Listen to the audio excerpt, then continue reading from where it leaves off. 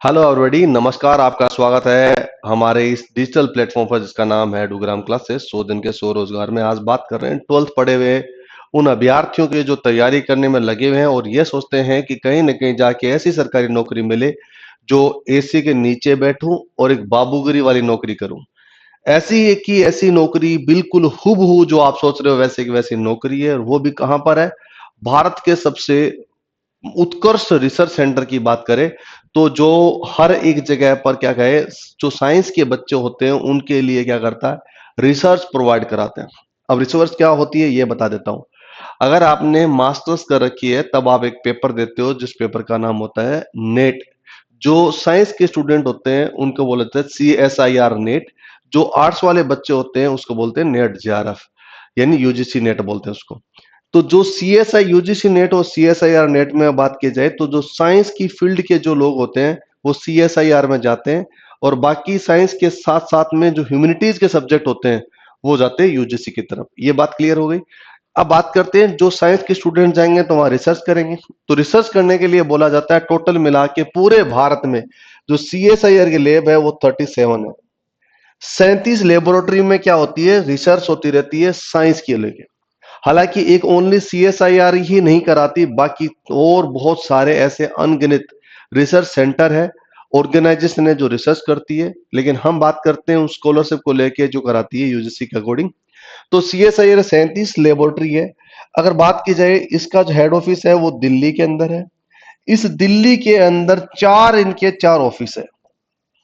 इस दिल्ली के अंदर कितनी है? 4 ऑफिस है। इन 4 ऑफिस के अंदर ये लोग रिसर्च करते हैं। ठीक है। रिसर्च करने के साथ साथ उनको चाहिए कौन? वो उनके असिस्टेंट चाहिए जो क्या करे, उन रिसर्च को छापे या उस रिसर्च के अकॉर्डिंग जो बिल बनते हैं, कोई काम होता है जितना सारा क्लरिकल का या फिर स्टेनोग्राफर होता है ना, उन लोगों का जितना काम होता है उस सारे काम को बनाने के लिए कुछ उनको ऐसे रिक्रूटमेंट है जो बताती है कि इन लोगों की जरूरत है जिनके पास क्या हो, सिर्फ 12वीं पढ़े लिखे अभ्यर्थी हो, और जिसके पास क्या करेंगे उस रिसर्च सेंटर में उसको जॉब मिलेगी। और 12वीं में पढ़ने वाले विद्यार्थियों के साथ में क्या चाहिए? Knowledge, computer. आज का जमाना बहुत कमाल का है, आपको चाहिए कंप्यूटर, और कंप्यूटर आना आपको बहुत जरूरी है। इसमें डिप्लोमा नहीं मांगा, सिर्फ आपके पास कंप्यूटर का नॉलेज और टाइपिंग स्पीड अच्छी आती है और 12वीं आप पढ़े लिखे हो। तो यहां पर इस दिल्ली में 4 इनके रिसर्च सेंटर है। इन 4 रिसर्च सेंटर के लिए उनको नौकरी चाहिए। टोटल मिला के कितनी नौकरी है? 209 वैकेंसी है। करेक्ट। 209 वैकेंसी पर इसका नोटिफिकेशन आ चुका है। नोटिफिकेशन आपके सामने ये रहा। ये CSIR के साथ है क्या? CRRI, यानी सेंट्रल रोड रिसर्च इंस्टीट्यूट है। इसके साथ साथ में और भी रिसर्च सेंटर है जो मैं अलग अलग नाम बता, जिसमें NPL भी आता है, CRR भी आता है, अलग अलग आती है। तो ये क्या करती है, ये वैकेंसी को रिक्रूटमेंट मांग रही है। कौन से वाले? 12th पढ़े हुए लोग, प्लस में उसके पास में क्या हो, कंप्यूटर को चलाने का यानी टाइपिंग का नॉलेज हो, कंप्यूटर पर है, कंप्यूटर का नॉलेज आपके पास हो तो आप क्या कर सकते हो, इस जॉब के लिए अप्लाई कर सकते हो। अब अप्लाई तो कर दोगे, फिर क्या होगा? अप्लाई करने के बाद में आपका होगा रिटन टेस्ट होगा या फिर ऑनलाइन टेस्ट होगा। तो मैं यहां लिख देता हूं, आपका एग्जाम होगा। और एग्जाम होने के बाद एग्जाम में क्या आएगा? इसके 12th लेवल वाला सिलेबस आएगा। 12th लेवल का मैं समझा दूं क्या क्या आएगा। आपके सब्जेक्ट के अकॉर्डिंग नहीं आएगा, आपका आएगा जनरल नॉलेज के अकॉर्डिंग। एग्जाम होने के बाद इसकी मेरिट आती है, और इस मेरिट के आधार पर आपको क्या होगा? सिलेक्शन होगा। इस एग्जाम की बात की जाए तो इसमें एक पेपर 1 होता है, दूसरा पेपर 2 होता है, और तीसरी चीज होती है वो होती है स्किल्स होती है। अब स्किल्स क्या होती है? ये स्किल्स होती है आपको किसकी? कंप्यूटर की। ठीक है, ये कंप्यूटर की स्किल्स होती है। यानी आप एग्जाम दोगे तो आप क्या होगा? पेपर 1 देना होगा, पेपर 2 देना होगा, और उसके बाद स्किल्स होगा, वो कंप्यूटर की होगी। इन तमाम चीजों को लेके आपकी बनती है एक मेरिट, और मेरिट से आपको मिलती है ज्वाइनिंग। अब ज्वाइनिंग आपको मिलती है, लेकिन आपको मिलेगा क्या क्या नहीं होगा, इन तमाम सारी चीजों को बात कर लेते हैं। लेकिन इससे पहले हम बात करेंगे क्या, इसका फॉर्म ओपन हो चुका है और इसकी लास्ट डेट है वो भी आपको मैं बता दूं ताकि आपको रहे। 21/4 यानी 21 अप्रैल 2025 इसकी क्या रहेगी? लास्ट डेट रहेगी। उसके बाद आप फॉर्म नहीं भर सकते। आ गया। तो इस CSIR के 4 सेंटर है, कहां पर? दिल्ली में, वहां पर नौकरी है। और मैंने बता दिया सारा, किसी बायोलॉजी है, यानी इसके साथ साथ में NPL है, इसके साथ साथ में क्या है, कम्युनिकेशन एंड पॉलिसी रिसर्च है, इन तमाम चीजों के लिए। अब रिसर्च का ठेका आपको नहीं लेना, क्योंकि आप अगर सोचोगे मुझे रिसर्च के बारे में जानना है, नहीं। रिसर्च करने वाले साइंटिस्ट होते हैं, रिसर्च करने वाले रिसर्चर होते हैं, वो उनकी ड्यूटी होती है। आपकी ड्यूटी है उनको क्या करना, उनके दिए गए इनपुट्स, उनके डाटा को आपको क्या करना है, संजो के रखना है और लिखना है। अब सुनिए मेरी बात, किस किस की नौकरी है मैं बता दूं। ये 4 डिपार्टमेंट नौकरी है। जूनियर सेक्रेटरीट असिस्टेंट, ये जो इसको बोलते हैं JS से बोलते हैं, जूनियर सेक्रेटरीट असिस्टेंट है, इसकी नौकरी है। इसमें आ जाता है कौन? जनरल वाला, जनरल वाला, F&A वाला, S&P वाला, ये सारे इसी JS में आ जाते हैं। और JSA की टोटल वैकेंसी कितनी है साहब? 177 वैकेंसी। क्लियर है? इसमें क्या चाहिए? इसमें चाहिए आपके पास 12th पास हो। आपके पास कितनी हो? 12th पास हो। इसके साथ साथ में क्या चाहिए आपके पास में? इसके अलावा आपको कंप्यूटर आता हो। अब आ गया कंप्यूटर। इसके साथ में क्या है आपके पास में? क्या हो इसमें स्किल्स हो, जो उसे पार कर पाए। मैं आपको वो स्किल्स भी बता दूं क्या क्या कितने चाहिए। उम्र कितनी चाहिए? 28 साल चाहिए। इस 28 साल की उम्र को याद रखना मेरी बात। इसके साथ में जो रिजर्वेशन होता है ना, वो अप्लीकेबल है। यानी रिजर्वेशन जहां पर बात आती है, नेशनल लेवल की कोई भी वैकेंसी होती है, वहां पर आप अगर SC ST हो तो 5 साल, अगर OBC हो 3 साल, अगर आप इसके अलावा कोई और हो तो इसके अकॉर्डिंग मिला जाता है। क्लियर है? तो याद रखना, अगर मान लो SC है, ST है, तो वो कितना हो जाए? 8, 28, 5, 33 साल। कौन? SC और ST। अगर बात की जाए कौन? OBC कैटेगरी का हो, और OBC का मतलब होता है 28 + 3 31 साल तक उसमें अप्लाई कर सकते हो। ये होगी बात, इतनी है। आप पूछोगे क्या इसके अलावा? ये बताओ, ये तो नौकरी तो आपने बता दी, इसका स्केल, पे स्केल क्या होगा? इसका पे स्केल होता है ना साहब, मैं लिख देता हूं।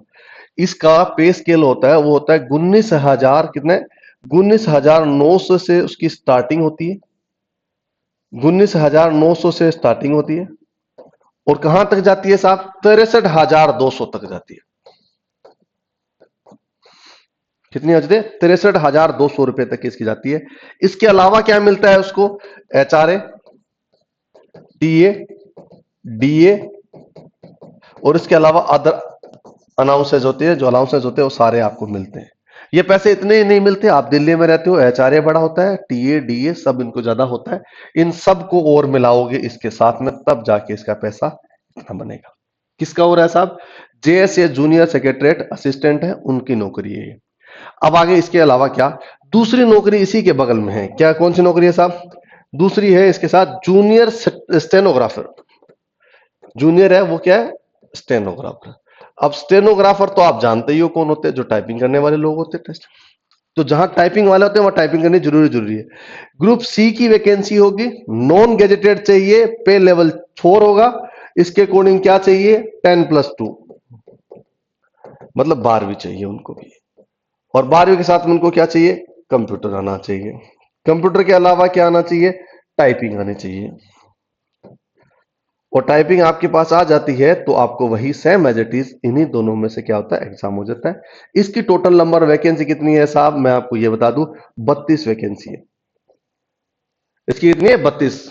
ये है 177, यानी आप टोटल मिला के 209 वैकेंसी के साथ में ये करते हैं। इसका पे स्केल क्या होगा? अगर स्टेनो की बात आ जाती है तो पे स्केल आ जाता है साहब कितना? अगर 25,000 से कब से कहां स्टार्ट होगा आपका? 25,500 रुपए से स्टार्ट होगा, और कहां तक जाएगा? 81,100 रुपए तक जाएगा। ये इनकी नौकरी का पैसा मिलेगा आपको। ठीक है? इसमें भी TA DA HRA सारे जितने सारे अनाउंसर्स होते हैं सब मिलेंगे आपको। क्लियर है मेरी बात? तो ये वैकेंसी का आपको रूपरेखा पता लगे। 2 वैकेंसी है, एक है जूनियर स्टेनोग्राफर और एक है जूनियर सेक्रेटरीट असिस्टेंट, दोनों की नौकरी निकली है। अब इसके अलावा क्या चाहिए? इसके अलावा हाँ, इसमें उम्र कितनी चाहिए? इसकी उम्र 27 साल है। इनकी उम्र कितनी है? 27 साल। इसमें से SC ST हो तो 5 साल जोड़ देना, OBC हो तो 3 साल ऐड कर देना। ये सारी वैकेंसी का बंटवारा किया गया अलग अलग, कौन कौन सी वैकेंसी होगी। जूनियर JS से कितने हैं, JS से F&A कितने हैं, JS से S&P कितने हैं, जूनियर स्टेनो कितने हैं, इन तमाम सारे चीजों लेके। अब सवाल होगा आपके पास, ये नौकरी मिलेगी कहां साहब? हमें तो नोटिफिकेशन है पता नहीं। मैं नोटिफिकेशन पर अगर बात कीजिए करूं, तो ये नोटिफिकेशन हमारा चैनल है एडुग्राम क्लासेस, वो है टेलीग्राम वाला। इस पर हम आपको लिंक दे देंगे, ये साथ में दे देंगे, ये पूरे पूरी पीडीएफ। इसके साथ साथ इस YouTube के ऊपर भी क्या करते हैं, हम डिस्क्रिप्शन में ये लिंक जरूर डाल देंगे ताकि आप डायरेक्टली लिंक पर क्लिक करके आप जा सको। यहां तक हो गया, जूनियर वाला हो गया सारा। अब क्या होगा, इसकी फीस सबसे बड़ी बात होती है, आजकल सबसे बड़ी दिक्कत होती है वो फीस होती है। 500 रुपये पे करना पड़ेगा, कौन, उन अभ्यर्थियों को जो जनरल है, ओबीसी है या ईडब्ल्यूएस है। कितना भरना पड़ेगा, 500 रुपया।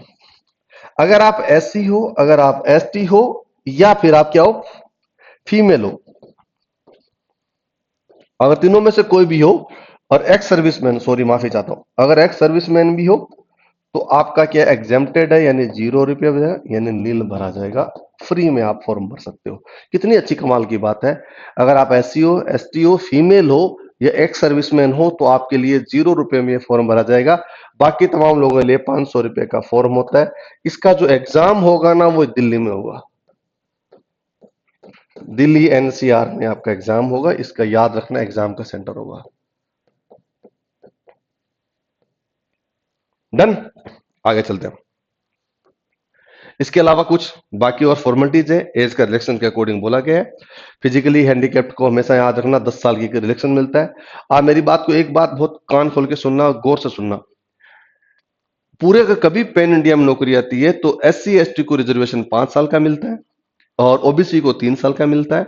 इसके अलावा अगर एससी एसटी मतलब महिला हो, फीमेल हो और उसको सॉरी फिजिकली हैंडीकैप्टेड हो तो 10 साल प्लस 5 साल 15 साल का मिलता है। और अगर ओबीसी कौन सा फिजिकली हैंडीकैप्टेड हो तो 10 साल प्लस 3 साल यानी 13 साल का मिलता है। ठीक है, इनमें भी वही same as it is rule लागू होगा।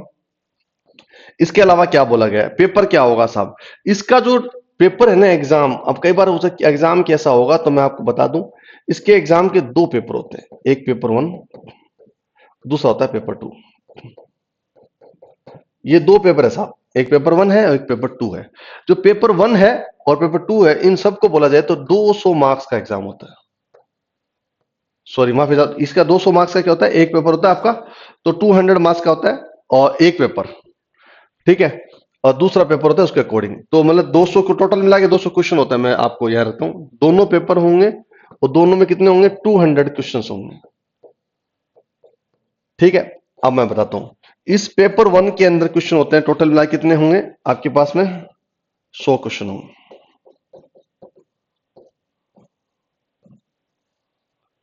ठीक है, टोटल नंबर ऑफ, ठीक है। इसके अलावा पेपर 2 होगा, उसमें भी आपके पास में क्या होगा, 100 क्वेश्चन होंगे। आप मेरी बात सुनिए, 100 का कैसे बंटवारा होगा, इन सब चीजों के बारे में बात करते हैं। तो सबसे पहले बता दूं ये कि 10 + 2 का 200 है, इसको घंटा के लगना, 2 घंटे का टाइम है, 2 आवर्स 40 मिनट्स आपको मिलेंगे, 2 घंटे और 40 मिनट आपको इसको मिलेंगे। अब इसके साथ में क्या क्या आएगा मैं उसके अकॉर्डिंग बता देता हूं। इसमें अगर बात की जाए तो आपके पास में पेपर आता है 2, एक आता है पेपर 1 और पेपर 2। अब सुनिए मेरी बात, क्या पेपर आता है साहब, पेपर फर्स्ट और पेपर सेकंड। ये दोनों चीजों के बारे में आपको विश्लेषण कर देता हूं मैं, बहुत ध्यान से सुनना। ये पेपर 1 है वो आपका आएगा मेंटल एबिलिटी। अब मेंटल एबिलिटी क्या होती है साहब, मेंटल एबिलिटी का मतलब होता है आपके पास में क्या आना चाहिए, मैथ्स आनी चाहिए, रीजनिंग आनी चाहिए आपको, मैथ्स आएगी, रीजनिंग सोल्विंग प्रोग्राम आएगी, और इसके अलावा क्या बोला गया है आपके पास में, प्रॉब्लम सॉल्विंग सिचुएशनल जजमेंट हो गए, यानी आपके पास रीजनिंग ही मान लीजिए आप, मैथ और रीजनिंग का लेके आपको बनती है मेंटल एबिलिटी। मैथ और रीजनिंग को मिलकर आपका पेपर आएगा। ये टोटल नंबर कितना आएगा, 100 मार्क्स का। क्लियर मेरी बात, 100 मार्क्स का पेपर आएगा। इसको आपको क्या करना पड़ेगा, क्वालिफाई। ये पेपर कौन सा होता है, क्वालिफाई। क्वालिफाई का मतलब मैं क्यों लिख देता हूं, उसका मतलब होता है इस पेपर के नंबर आपके ऐड नहीं होंगे, बल्कि आपका क्या होगा, आपको क्वालिफाई करना पड़ेगा। क्यों लिखा होता है, ठीक है। अब क्यों करने का मतलब आपको क्या समझ, इसमें नेगेटिव मार्किंग भी है, मैं लिख देता हूं। इसकी जो नेगेटिव मार्किंग है वो होती है क्या, नील, यानी 0, आपको कोई भी कटेगा नहीं। पेपर 1 की बात हो रही है, इसको पार करोगे तब जाके पेपर 2 में जाओगे, यानी पेपर 1 को पार करने के लिए आपको क्या लिखाना पड़ेगा, क्यू, यानी क्वालिफाई करना पड़ेगा। ठीक है, अब क्वालिफाई करने का मतलब रूल यही होता है कि आपके पास में क्या होना चाहिए, उस मतलब जितने सारे बच्चे होते हैं उसके 3 गुना और 6 गुना बच्चे ले सकते हैं, उसके अकॉर्डिंग आपको नंबर लाने होंगे 100 में से। अब पेपर 2 क्या आता है साहब? पेपर 2 में आता है आपका जीए। मैं यहां लिख देता हूं दूसरे पेन से ताकि आपको अलग लगे। इसमें आता है जीए, जनरल अवेयरनेस। जनरल अवेयरनेस का मतलब होता है वो सारा जनरल अवेयरनेस जिसमें history, polity, geography, science, general science, current affair, छोटे छोटे हिस्से में सारी चीज आ जाती है। ये है जीए। और इसके जीए के कितने आते हैं? 50 क्वेश्चन। क्लियर? दूसरा आता है इंग्लिश लैंग्वेज। क्या आता है? English language. इसके कितने? 50 नंबर। इन दोनों को मिलाओगे कितना हो जाएगा? 100 नंबर। अब मेरी बात सुनिए, 100 नंबर तो आपका हो गया, 100 क्वेश्चन हो गए। 100 क्वेश्चन को आपको क्या गया, मैक्सिमम मार्क्स कितने मिलते हैं? 150 नंबर। कितने? 150 नंबर, सॉरी 300 नंबर हो गया। 100 नंबर के एक एक क्वेश्चन आता है कितना नंबर का? ये भी 100 नंबर। तो आप ये सोचिए 100 क्वेश्चन 100 हो गए, तो ये 50 इंटू 3 नंबर का एक हो गया, कितना हो गया साहब? 150 नंबर। इसके भी 50 इंटू 3 कितने हो गए? 150 नंबर। ये टोटल मिला के 100 क्वेश्चन होंगे और टोटल नंबर कितने हो जाएंगे? 300 नंबर। अब बात 300 नंबर की तो हो गई, इन 150 नंबर में नेगेटिव मार्किंग कितना होगा? 1/3। यानी आपको उस 3 में से एक आपका कट जाएगा अगर आपको नेगेटिव हुआ तो। इन 300 के अंदर जो आएगा उसी क्या है कि मेरिट, और इसी को बोलते हैं स्कोरिंग मेरिट। यानी आपका मतलब बहुत सिंपल है, इसको पार करना मतलब होता है आप जाओगे पेपर 2 का चेक होगा, इसको पार नहीं किए तो आप फेल हो जाओगे। आगे दूसरा चेक करो या ना करो कोई फर्क नहीं पड़ता। इसको जैसे ही आप पार करते हो तो इसको नंबर आते हैं 150 नंबर के 2 पेपर होते हैं। इन्हीं नंबरों को 300 नंबर की मेरिट बनती है, उसी से आपका सिलेक्शन होता है। क्या यह बात समझ में आ गई बात को? ठीक है, डन। इसके अलावा क्या बोला गया? इसके अलावा कोई ज्यादा बड़ी रूल और रेगुलेशंस नहीं है। आपके पास मार्कशीट चाहिए, टर्म्स एंड कंडीशन चाहिए, मेडिकल छोटा मोटा देख लेते हैं। मीडियम आपका हिंदी और इंग्लिश रहेगा रहेगा। वेबसाइट आपको पता है। इसके अलावा वेबसाइट में आपको लिंक लगा दूंगा, ताकि आपको वो लिंक दूंगा जहां से डायरेक्टली आप अप्लाई कर सकते हो। अदरवाइज कोई अप्लाई बहुत मुश्किल होता है, क्योंकि कई बार देखने पर मिलता है, इससे ज्यादा कोई है नहीं। तो आपको ओवरऑल मैं बता दूं, ये जो वैकेंसी आपको दिखाई दे रही है, ये है आपको सीएसआईआर के अंदर नौकरी लगी है। आप जूनियर सेक्रेटरीट असिस्टेंट है, जेएसए की नौकरी है, और उसके साथ में क्या है? जूनियर स्टेनोग्राफर की नौकरी है। इसके अलावा मैं आपको बता दूं, ये नौकरी बहुत ही शानदार है। बस शर्त इतनी है, 12th आप पढ़े हो प्लस में आपको कंप्यूटर आता हो। इन दो चीजों की कंडीशन आपके पास होती है, तो आपको बस तैयारी करनी चाहिए किसकी? एग्जाम की। जिस एग्जाम के अंदर आता है क्या आपके पास? मैथ्स, मैथ्स, हल्की सी रीजनिंग, और इसके साथ में जीए, और जीए के साथ में इंग्लिश। अगर ये सब चीजों के लिए तैयारी शुरू कर दीजिए, कहीं भी किसी भी हमारे भी प्लेटफॉर्म पर ये तैयारी होगी। तो ये रही जेएसए और जूनियर स्टेनोग्राफर में सीएसआईआर के अंदर की नौकरी है, जो दिल्ली कैपिटल ऑफ इंडिया में नौकरी लगेगी। अगर आप इसके लिए एलिजिबल हो तो फॉर्म भरना देर मत लगाना, फॉर्म फटाफट से भर देना। कोई भी अगर शिकायत हो, आपको लगता है कि इसमें क्या क्या चीज पढ़ना चाहिए और कैसे पढ़ना चाहिए, आप कमेंट बॉक्स में जरूर लिख देना, हम आपकी सहायता करेंगे। अगर ये वीडियो अच्छा लगा और आपका दोस्त, आपका रिश्तेदार 12वीं पढ़ा हो, उसको कंप्यूटर का थोड़ा बहुत नॉलेज हो, तो उसके लिए प्लीज ये शेयर जरूर कर देना। क्या पता आपके शेयर करने से आपका मित्र, आपका दोस्त, आपका रिश्तेदार नौकरी लग जाए। अगर ये वीडियो अच्छी लगती है तो अपने सोशल प्लेटफॉर्म पर आप जरूर शेयर करना, इससे हमें मोटिवेशन मिलता है। 100 दिन के 100 रोजगार की हमारी ये चलती रहती है, और आप हर एक वीडियो देखना, क्या पता एक वीडियो आपके लिए नसीब बदल दे। बहुत बहुत शुक्रिया, फिर नए वीडियो के साथ मिलेंगे, तब तक आप ख्याल रखना। जय हिंद, जय भारत।